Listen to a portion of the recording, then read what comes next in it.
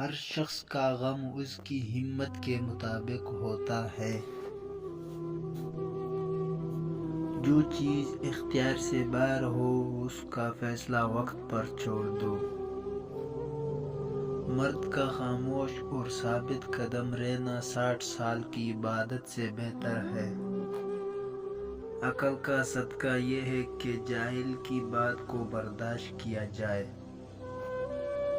جب تک تم اپنی قدر خود نہیں جانو گے تب تک کوئی تمہاری قدر نہیں کرے گا۔ ہمیشہ اچھا گمان رکھے کیونکہ گمان دل دماغ پر چھا جاتا ہے اور پھر وہی سوچیں تخلیق ہوتی ہے جس طرح کا گمان کیا جاتا ہے۔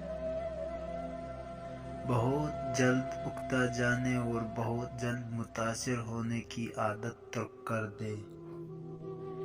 بے وجہ اداسی کا بڑا سبب حد سے زیادہ تنہائی و فراغت ہے۔